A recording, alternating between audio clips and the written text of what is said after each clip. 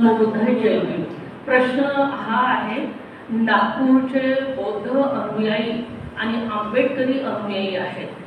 दीक्षाभूमी आणि आंबेडकर कॉलेज, आंबेडकर म्हटलं तर दीक्षाभूमी आणि दीक्षाभूमी म्हटलं तर आंबेडकर कॉलेज. प्रश्न हा आहे, कोणत्या महिलावर कधी कोणत्या वेळेला काय होत आहे हे करण्यापेक्षा हे जे प्रकरण आमच्या पुढे आलं आणि ते पुढे आल्याबरोबर अगदी ह्या 1.5 ते 2 महिन्यामध्ये म्हणून सर्व संघटना, महिला संघटना बाहेर आल्या आणि बाहेर आल्यामुळे हे प्रकरण बाहेर आलं आणि आम्ही थोडं आंबेडकर कॉलेज आणि दीक्षाभूमीला धरून बोलायला लागलो. जिथे शील घेतल्या जातं, पवित्र भूमी आहे, जगभर आहे, या जम्बूद्वीप पर्यंत याचं नाव पोहोचलेलं आहे. म्हणून तुमची, आमची आणि पत्रकारांची एकच विनंती आहे की पुढे जे विजयादशमी आहे त्या विजयादशमीला पत्रकार हा मेन केंद्रबिंदू असतो आणि आम्ही जे सामाजिक संघटना आहेत, जितक्या चळवळी झाल्या, तक्षशिलाताई असो, खोब्रागडे असो, आमची स्मिता असो, म्हणजे जुन्या नवीन यंग मागोडे जेवढी असतील, तुम्ही संविधान चौकामध्ये पाहिलं, प्रत्येक क्रांतीसाठी प्रत्येक आम्ही नामांतरापासून आहोत, त्यावेळेला स्कर्ट घालायचो, तेव्हापासून आम्ही क्रांतीमध्ये उतरतो. तर आज हे निवड 1.5 ते 2 महिन्यात तुमच्या माध्यमातून आम्हाला माहिती मिळाली आणि एका महिलेची अस्मिता अनेक महिलांसोबत अशा घटना होऊ शकतात हे पुढे न व्हावं, बस यासाठी आहे ही पत्रिका.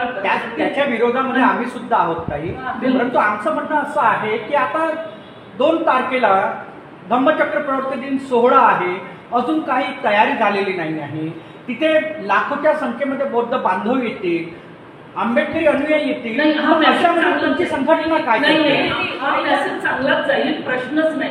दीक्षाभूमी ही पवित्र स्थान आहे आणि नागपुरातला एक नागरिक, आंबेडकर विचारधाराचा नागरिक, कोणत्याही परिस्थितीमध्ये दीक्षाभूमीला कोणत्याही प्रकारचं कलंक लागू देणार नाही. आम्ही तुमच्या सोबत आहोत, तुम्ही आमच्या सोबत आहात आणि या विश्वातल्या जगातले लोक इथे मोठ्या आस्थेने येतात. म्हणजे पुस्तकाचं जे स्टॉल लागतं आणि सगळं तुमची पण आस्था आहे. जो मुख्य सोहळा होईल तिथे तर भट्टेजी पण राहील.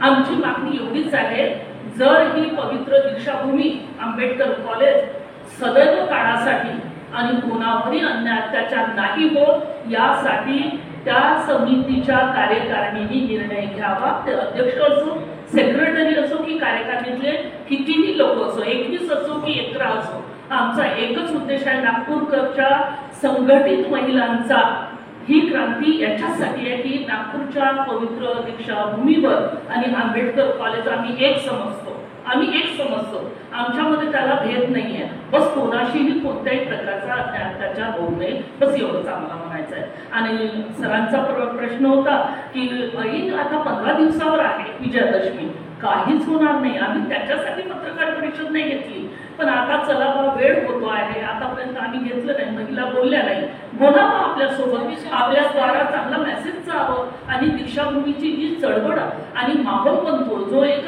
पवित्र जागेचं जे पवित्र आपण राखू, या अनुषंगाने आम्ही ही पत्रकार परिषद घेतली की त्यावेळेला काही अशा आरोपीला न देता चांगल्या व्यक्तीच्या जवळ द्यावं आणि हे जे आरोपी आहेत त्यांचं येणं बंद झालं पाहिजे कॉलेजमध्ये, त्यांचा कुठला शिक्षावर राहिला नाही पाहिजे.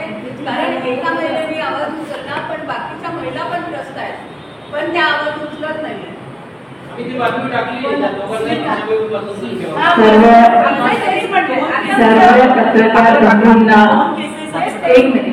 सर्व पत्रकार बंधूंना क्रांतिकारी जय भीम, जय भारत, जय संविधान. थोडंसं शब्दांमध्ये होऊ शकते, पण आपल्याच बहिणी भगिनी सगळ्या, तुम्ही सगळे आमचेच बंधू आहात. जी दीक्षाभूमी आहे त्याचं पावित्र्य राखणं केवळ बौद्धांची जबाबदारी आहे. ते न्यायाची भूमी आहे, ते वर्ल्ड हेरिटेज आहे आणि त्या दीक्षाभूमीची गरिमा राखणं हे तुम्हा आम्हा सर्वांचं आद्य कर्तव्य आहे. काही प्रश्न. आणि दुसरं म्हणजे ही ऊर्जाभूमी आहे, सोबतच न्यायभूमी देखील आहे. आम्ही, तुम्ही बघत असणार हे जे चेहरे तुमच्या पुढे आहे हे सगळे चळवळीतील क्रांतिकारी महिला बाबासाहेबांच्या लेखी आहेत. आणि जर अन्याय होत असेल तर अन्यायाच्या विरोधात बंड पुकारून उभ्या राहणाऱ्या ह्या महिला आहेत. कारण आम्हाला आमच्या दीक्षाभूमीची गरिमा अत्यंत प्रिय आहे, ती माणूस घडवणारी भूमी आहे. आजची जी पत्रकार परिषद आहे बांधवांनो, ते ह्यासाठी आहे, जे काही वर्तमानपत्रामध्ये गेल्या अनेक दिवसापासून दीक्षाभूमीच्या संदर्भात जे 2 व्यक्ती आहेत ज्यांना कायदेशीररित्या अथॉरिटी नाही आहे, अशा 2 व्यक्ती संदर्भात छापून येत आहे. आणि त्याच्यामुळे दीक्षाभूमीची प्रतिमा, कारण दीक्षाभूमी नाव आहे, आणि जर तुम्ही प्रॉस्पेक्टस चेक करणार महाविद्यालयाचं तर डॉक्टर बाबासाहेब आंबेडकर कॉलेज दीक्षाभूमी असं लिहिलेलं आहे.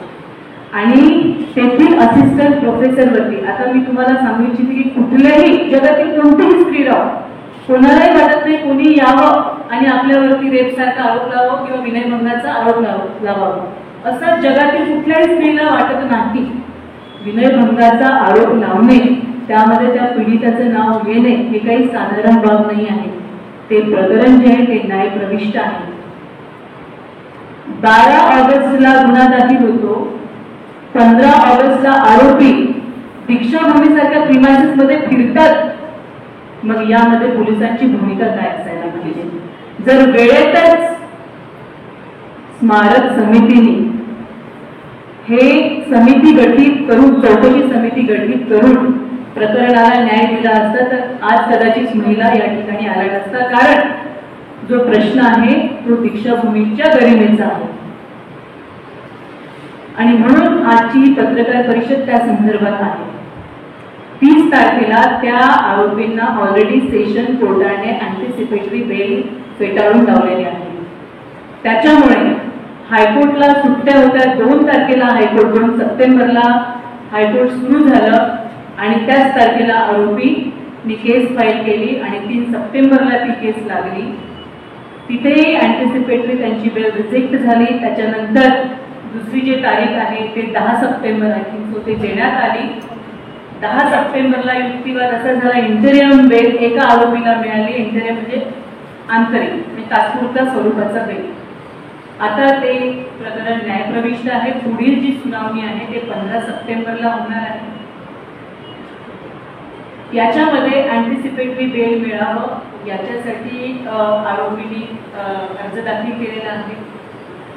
जो आरोपी आहे असं सांगण्यात येतो की ते जे पूज्यभदंत यांचे खाजगी सचिव आहे आणि त्याच्यामुळे आम्ही जवळपास 150-200 महिला 2 ते 3 दिवसापूर्वी भंतजींची भेट घेण्यासाठी गेलो की चर्चेच्या माध्यमातून न्यायप्रविष्ट ते प्रकरण आहे, पण ते अध्यक्ष आहेत आणि बऱ्याच अशा आम्हाला जाणून आलं की त्यांच्या मागे अनेक घटना होत आहेत त्यांचं नाव घेऊन. त्याच्यामुळे ज्या दुसऱ्या महिलांनी कंप्लेंट केली हे भंतजीला माहीत असतं, हे देखील आम्ही त्यांच्या निदर्शनास आणून दिलं आणि आम्ही स्पष्ट बोललो की दीक्षाभूमी शिवाय आम्हाला काही महत्वाचं नाही. माणूस घडवणारी ती आमची भूमी आहे. मग त्यामध्ये कोणीही एक असेल आणि त्याच्यामुळे जर दीक्षाभूमीची बदनामी होत असेल तर आम्ही महिला खंबीरपणे उभं राहणार. याच्यासाठी आम्ही ती भेट घेतली. भंतजीने ती चर्चा रीतसर ऐकून घेतली आणि आम्हाला आश्वासित केलं की 2 तारखेचा जो कार्यक्रम आहे देश विदेशातून आम्ही ते म्हटलं की जनता देश विदेशातून या भूमीला नमन करण्यासाठी येते. त्यांची व्यवस्था आमच्यासाठीही तेवढंच महत्वाची. आणखी समता सैनिक दल त्यांच्या व्यवस्थेसाठी कोर्टाच्या माध्यमातून मोठ्या प्रमाणात प्रशासन सुविधा कशा प्रदान करेल याच्यासाठी आम्ही कोर्टातून निर्णय आणण्याचा प्रयत्न करतो. कारण आजपर्यंत जिल्हाधिकाऱ्यांना निवेदन दिले, परंतु जिल्हाधिकाऱ्यांनी कुंभमेळ्यासारख्या ठिकाणी करोडो रुपये खर्च करतात सुविधा देण्यासाठी, किंवा आता जो गणेशोत्सव आला तिथे देखील मोठ्या प्रमाणात फंडिंग देण्यात आलं. पण जिथे करोडोनी जनता नतमस्तक होण्यासाठी अत्यंत शिस्तबद्ध पद्धतीने येते, पण तिथे मात्र 12 आणि 15 लाखाची केवळ घोषणा प्रशासनामार्फत होते. अत्यंत लज्जास्पद आहे आणि त्यासाठी देखील आम्ही लावलेला त्या प्रकरणामध्ये देखील आपल्या जनतेची सुविधा कशी होईल, असुविधा होऊ नये यासाठी आम्ही तेवढंच जागरूक आणि तत्पर आहोत. पण आजची ही जी परिषद आहे बांधवांनो, तुम्ही ह्या माध्यमातून योग्य ती न्यूज देणार असा विश्वास आम्हाला आहे. जे 2 आरोपी आहेत ते दीक्षाभूमीच्या प्रांगणात दिसायला नको. तिथे जे ज्ञानार्जनाचं काम होतं तिथे महिला प्रोफेसरांना सुरक्षितता वाटायला हवी. एका प्रकरणामुळे असुरक्षितता वाटायला नको. भयभीत करणारं प्रकरण असायला नको. तेथील जे प्राचार्य आहेत यांनी देखील जर वेळीच कॉग्निझन्स ह्या प्रकरणाचं घेतलं असतं तर आज हे प्रकरण इथपर्यंत आलं नसतं. आणि म्हणून आम्हा महिलांना तुम्हा पुढे यावं लागलं. जे 2 आरोपी आहेत त्याचा सोक्ष मोक्ष जर समिती लावत नसेल तर आम्ही आंबेडकरी महिला सक्षम आहोत आमच्या दीक्षाभूमीची गरिमा राखण्यासाठी. आणि हेच पत्रकार बंधूंना सांगायचं आहे. थोडस मी ही जी तुम्हाला जी हे आहे प्रेस नोट ती अपडेट करून दिलेली आहे. कृपया ही प्रेस नोट घ्यावी. तुमच्याकडे जी प्रेस नोट आहे ती वापस द्यावी. थोडं 1 ते 2 शब्द आहेत ते चुकीने लिहिण्यात आलेले आहे. त्याच्यामुळे आता अपडेट केलेली प्रेस नोट तुम्हाला तक्षशिलाताई वापरली घेतली. धन्यवाद. दीक्षाभूमीसारख्या ठिकाणी ज्या प्राध्यापकांवर हा जो प्रकार घडत आहे तर विद्यार्थ्यांच्या मनावर त्याचा काय परिणाम होईल. कारण की वृत्तपत्रामधून सगळे विद्यार्थी ही बातमी वाचत आहेत. काही विद्यार्थ्यांनी आम्हाला प्रश्न सुद्धा केलेले आहेत. तर अशा पद्धतीनं जर हे म्हणजे प्राध्यापकच सुरक्षित नाही तर विद्यार्थ्यांना त्याचा काय परिणाम होईल. तर ही गरिमा आम्ही लक्षात घेता ही पत्रपरिषद आयोजित केलेली आहे. आणि आम्ही ते भंतेजींसोबत बोललो काल जेव्हा भंतेजीकडे गेलो. तुम्ही म्हणता की दीक्षाभूमीला हा जो सोहळा आहे दसऱ्याचा हा कसा होईल जेव्हा की 15 दिवस राहिलेले आहे. तर भंतेजींनी आम्हाला आश्वासन दिलं. आम्ही भंतेजींना हा प्रश्न केला तेव्हा भंतेजींनी आम्हाला आश्वासन दिलं की हा दीक्षाभूमी दसऱ्याचा जो प्रोग्राम आहे विजयादशमीचा जो प्रोग्राम आहे तो खूप चांगल्या पद्धतीनं होईल आणि त्याच्यासाठी आम्ही कार्य करीत आहोत. फक्त आमची मागणी भंतेजींना एवढीच होती की ह्या 2 लोकांना दीक्षाभूमीवर येण्यासाठी मज्जाव करा. तर भंतेजींनी आम्हाला सांगितलं की ते डावे उजवे हात आहे आमचे आणि मी प्रयत्न करतो पुढे काय होणार नाही. तर आमचा फक्त एवढाच प्रश्न आहे सरांना की हे जे 2 लोक आहेत जोसेफ आणि रवी मेंढे ह्या लोकांनी पुन्हा दुसरी एक प्राध्यापिका आहे तिने सुद्धा त्यांच्याबद्दल तक्रार केलेली आहे पोलीस स्टेशनला बजाजनगरला. तर त्या तक्रारीवर सुद्धा प्राचार्याने पण काही केलेलं नाही आणि अध्यक्ष मंत्रीजींनी पण काही त्याच्यावर कार्यवाही केलेली नाही. तर आमचा प्रश्न आहे की एक प्राध्यापिका आणि दुसऱ्या प्राध्यापिकाची जेव्हा अशी तक्रार येते आणि दिवसेंदिवस एक गुन्हेगारी वाढत आहे तर याच्यासाठी काहीतरी त्या समितीमध्ये व्हायला पाहिजे आणि समितीने याच्यावर विचार करायला पाहिजे. फुलझेले साहेबांनी सुद्धा याच्यावर विचार करायला पाहिजे कारण की ते सुद्धा सचिव आहेत तिथले. तर त्यांनी विचार करायला पाहिजे. या माध्यमातून आम्ही त्यांना सुद्धा भेटलो.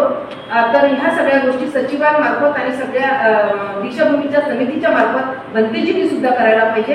ही बातमी चांगल्या पद्धतीने तुमच्या प्रेसमधून आली पाहिजे एवढी सगळ्या गोष्टी.